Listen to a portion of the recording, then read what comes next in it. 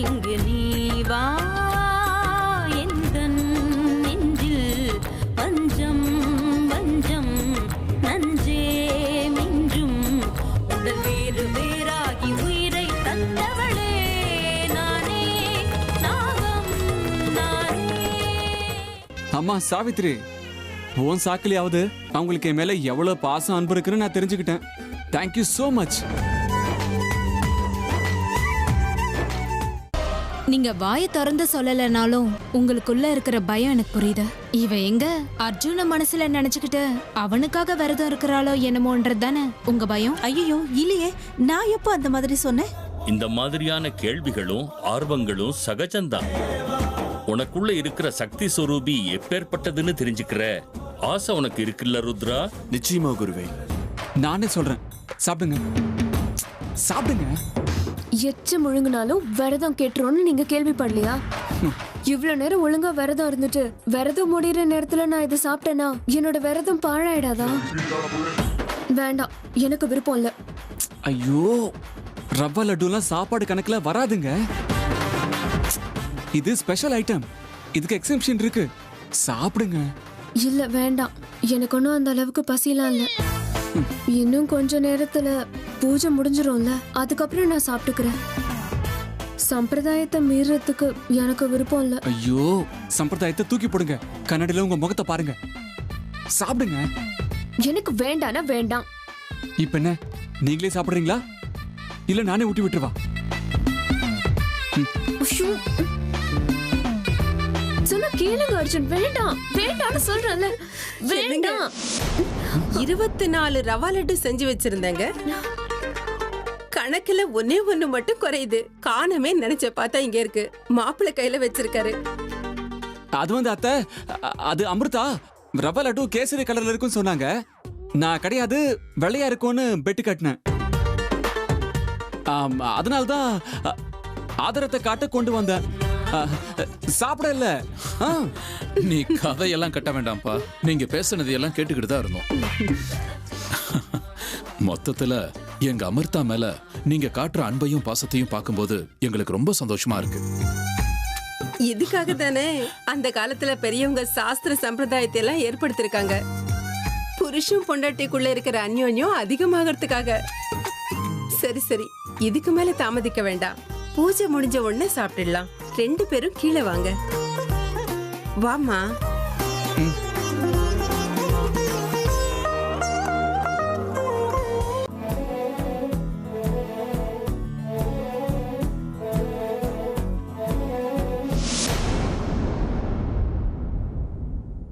சரியா ராத்திரி 10 மணிக்கு அர்ஜுன் முகத்தை நான் தான் முதல்ல பார்க்கணும். மயூரி, இந்த நேரத்துல எங்கம்மா கிளம்பிட்ட நீ? அதுவும் யாருக்கும் தெரியாம ரகசியமா போற? ரகசியமாவா? இல்லையா அத்தை. அப்புறம் இந்த நேரத்துல இங்க என்ன பண்ணிக்கிட்டு இருக்க? மயூரி, உண்மையை சொல்லு, இங்க என்ன நடக்குது? அது மயூரி, நீ இன்னும் இங்கதான் இருக்கியா? போகலையா? அவளை நீங்க எங்க அனுப்புறீங்க அத்தை? அது நம்ம ஐயப்பன் இருக்காருல்ல, அந்த கோயம்புத்தூர்காரரா? அவர்தான். அவங்க வீட்டுல இன்னைக்கு விரதத்துக்கு கன்னிகா பூஜை நடத்தணும், மயூரி அனுப்புங்கன்னு சொன்னாரு. கூட என்னையும் வர சொன்னாரு. நான் போனா நல்லா இருக்குமா சொல்லு? அதனாலதான் மயூரியை மட்டும் போயிட்டு வாமான்னு சொன்னேன். என்ன மயூரி இவ்வளவு லேட் ஆச்சு? சீக்கிரம் போ, அவங்க எல்லாம் காத்துட்டு இருப்பாங்கல்ல. கிளம்பு போ. ஓ அப்படியா? ஏன் மயூரி, இதை என்கிட்ட சொல்ல வேண்டியதானே நீ? சரி, போயிட்டு வா. நீ விரும்பின புருஷனே கிடைப்பான். மயூரி, நல்ல காரியத்துக்கு போறேம்மா. போற காரியம் நல்லபடியா நடக்கணும். போயிட்டு வாமா. சரிங்க பாட்டி, வரட்டுமா அத்தை?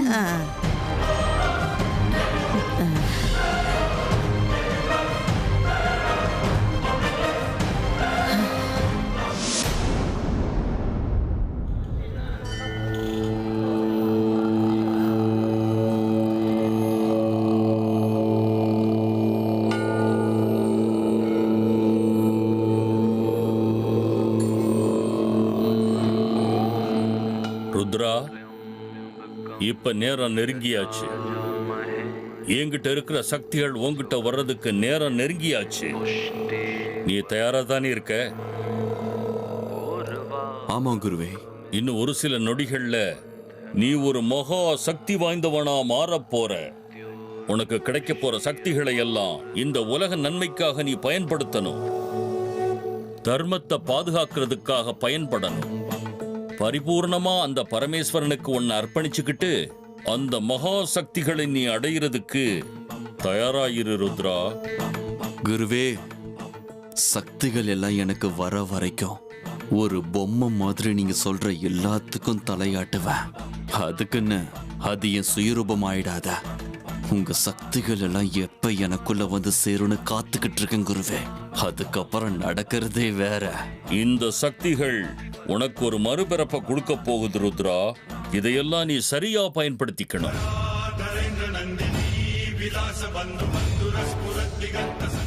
சக்திகளை அடைஞ்சதும் நான் செய்ய போற மொத காரியம் உங்களை கொல்றதுதான் குருவே. நீங்க எப்பேற்பட்ட சக்திசாலின்னு எனக்கு தெரியும். அதனால உங்களை எதிர்க்கிற பைத்தியக்காரத்தனத்தை நான் பண்ண மாட்டேன். உங்ககிட்ட நல்ல விதமா பேசிக்கிட்டு உங்க சக்திகள் எல்லாம் எனக்கு வந்து சேர்ந்ததுக்கு அப்புறம் முதல்ல உங்க கதையை தான் நான் முடிப்பேன். இல்லைனா நீங்க என்னை விட ஒரு சக்திசாலியை உருவாக்க மாட்டீங்கன்னு என்ன கேரண்டி? அது நடக்க கூடாது. எனக்குள்ள சக்தி வந்த அடுத்த நிமிஷமே நீங்க இருக்கக்கூடாத. நீங்க சாகிறது உறுதி.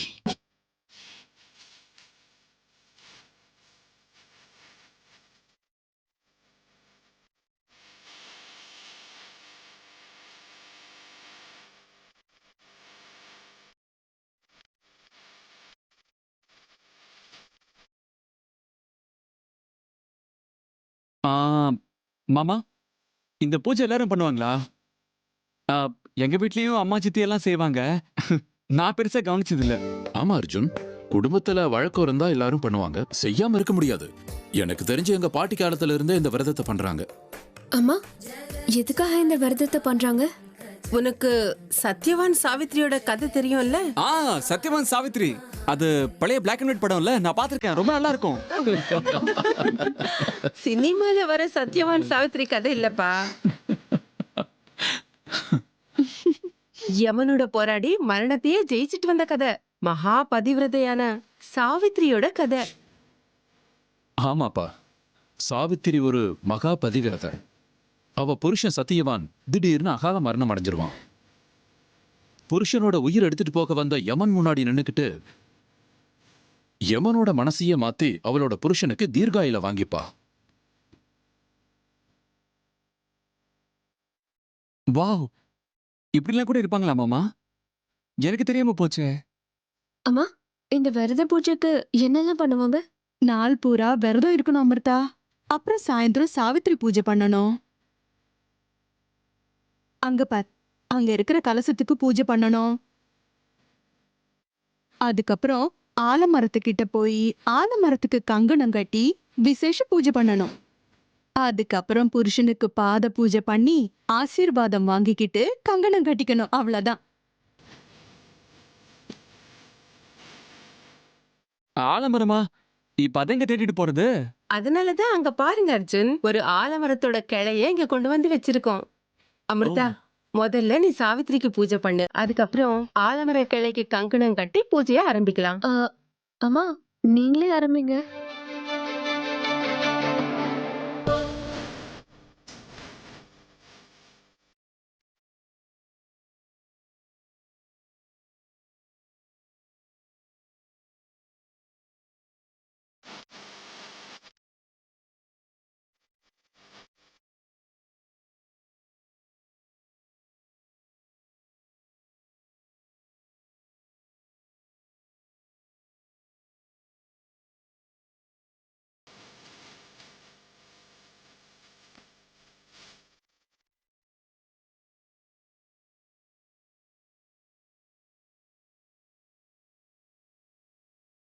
அமிர்தாவை பார்க்கும்போது அவ இப்பதான் முதல் முறையா பூஜை பண்ற மாதிரி இருக்குல்ல? உங்களுக்கு எப்படி மாமா தெரியும்? அட என்னம்மா இப்படி கேக்குற? நம்ம அமிர்தாவை பத்தி எனக்கு தெரியாதா?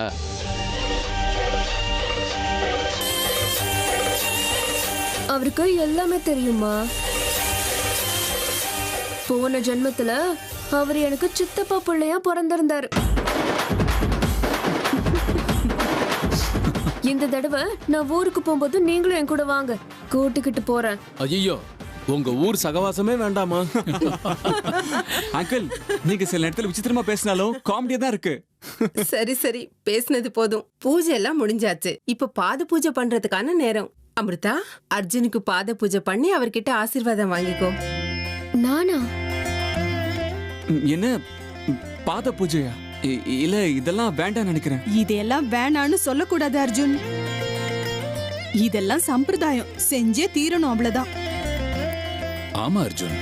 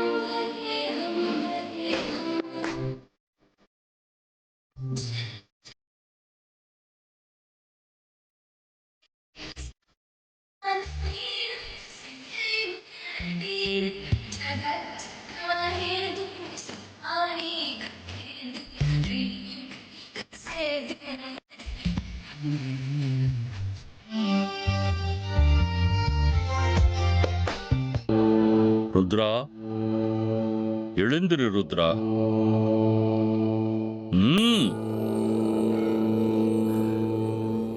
ஏன் கூட வா. எங்க குருவே? ருத்ரா, இதுவரைக்கும் பக்தியோட நம்பிக்கையோட நீ பூஜை பண்ணி நியம நிஷ்டையோட விரதம் இருந்து தவம் பண்ண. உன்னுடைய இந்த பக்தியை பார்த்து உண்மையிலேயே எனக்கு ரொம்ப ஆனந்தமா இருக்கு. நீ இப்போ என்னுடைய எல்லா சக்திகளையும் அடையக்கூடிய தகுதியானவன்னு என் மனசு திருப்தி அடைஞ்சிருக்கு. குருவே, சக்திகளை அடையறதுக்கு நான் எப்பேற்பட்ட நாடகம் ஆடுறதுக்கும் தயார். இத்தனை நாளா எதுக்காக நான் இவ்வளவு கஷ்டப்பட்டேன்னா அது இப்ப எனக்கு ரொம்ப சுலபமா கிடைக்க போகுதுன்னா சின்னதா நாடகம் ஆடுறது எனக்கு ஒன்றும் பிரச்சனையே இல்லை. அநியாயங்களை அடியோடு ஒழிச்சு கட்டணும். அதுக்காக உனக்கு ஒரு புது பிறவியை கொடுக்க வேண்டியது அவசியம் ருத்ரா. எனக்கு மறுபிறவி கிடைச்ச அடுத்த நிமிஷம் உங்களுக்கு இந்த பிறவி முடிஞ்சிடும். இந்த உலகத்துல ஒருத்தர் நல்லா வாழணும்னா இன்னொருத்தர் செத்துதான் ஆகணும் குருவே. அதுதான் இயற்கையோட நியதி. இயற்கைக்கும் தெய்வத்துக்கும் எதிரா நின்னுக்கிட்டு யாராலையும் ஜெயிக்க முடியாது ருத்ரா. அதனால நீ தர்மத்தோட வழியில நடந்து தர்மத்தை காப்பாத்தியே தீரணும்.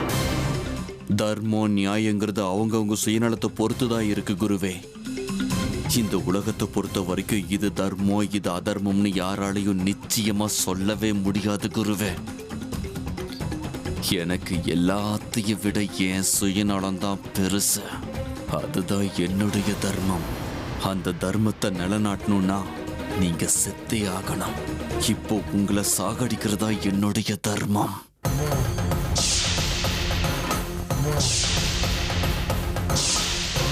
வா ருத்ரா, இப்ப நாம போக வேண்டிய இடம் வேற ஒண்ணு.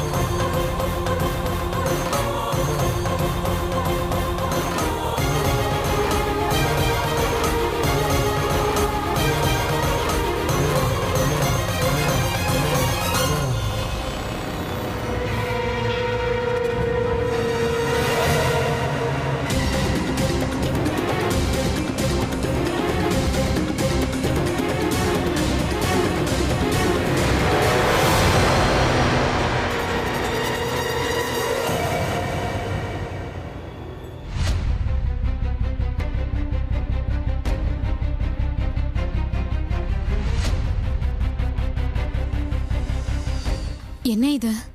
வீட்டு கதவு சாத்தி இருக்கே. இப்ப எப்படி நான் வீட்டுக்குள்ள போறது? அர்ஜுன் இந்த நேரத்துல எங்க இருப்பான்? நான் எப்படியாவது யார் கண்ணிலையும் படாம சீக்கிரமா என் அர்ஜுனை பார்த்துட்டு இங்க இருந்து எப்படியாவது போயிடணும். மாட்டிக்கிட்டா தேவையில்லாத பிரச்சனை வந்துடும்.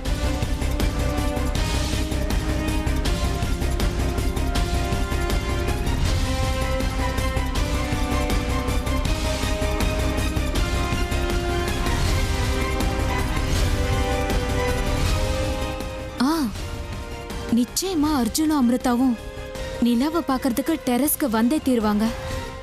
அவங்க 2 பேரும் மொட்டை மாடி போறதுக்கு முன்னாடி நான் அங்க போய் ஒளிஞ்சுக்கிறேன்.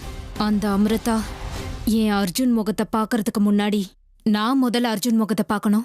இன்னைக்கு என்ன நடந்தாலும் சரி, இந்த சாவித்திரி பௌர்ணமி விரதத்துல அர்ஜுனை எனக்கு சொந்தமாக்கிக்கிற பிள்ளையார் சுழிய போட்டே தீருவேன். அது எப்படி அந்த அமிர்தா எனக்கு முன்னாடி அர்ஜுன் முகத்தை பார்க்கறான்னு நானும் பார்க்கறேன். அர்ஜுன், நான் உன்னை பார்க்க வரேன்டா. உனக்காகவே வரேன்.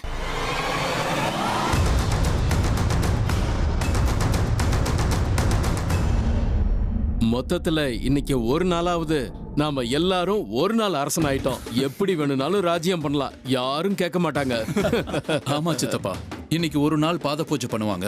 எப்படியும் வருஷம் பூரா நம்மள பெண்டு நிமித்துவாங்கல்ல. என்னங்க நீங்க பெண்டு நிமித்துவாங்கன்னு சொல்றீங்க? ஒண்ணும் இல்ல அத்தை, அவனுங்களுக்குன்னு சுகதுக்கங்கள்லாம் இருக்கும்ல, அதை எல்லாத்தையும் ஷேர் பண்ணிக்கிறோம். நீங்களும் இவங்க கூட்டத்துல சேர்ந்துட்டீங்களா? சரியா போச்சு. இந்தாங்க பிரசாதம்.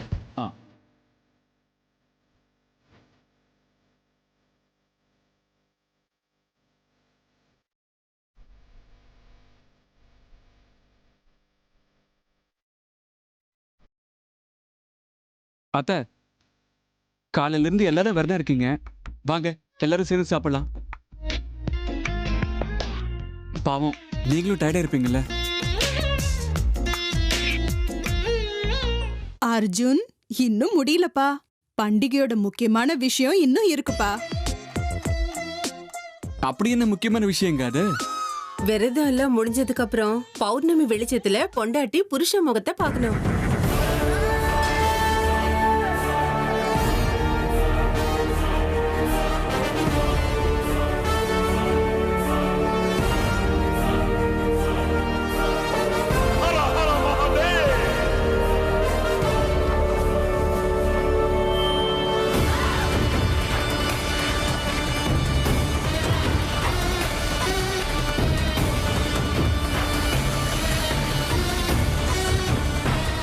அதுக்கப்புறமா புருஷன் தன் கையால பொண்டாட்டிக்கு சாப்பாடு ஊட்டி விடணும்.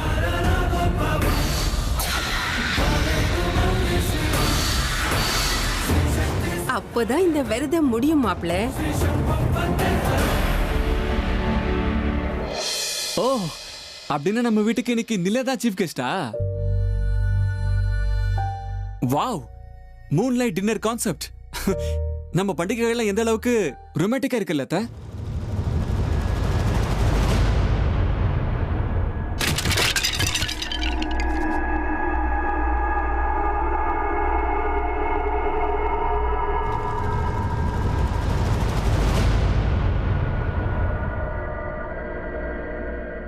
வெளியே ஏதோ சத்தம் கேட்டுச்சுல்ல, என்னவா இருக்கும்?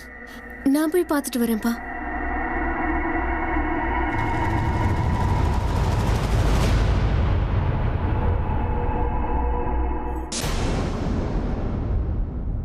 ஐயோ, என்ன இது?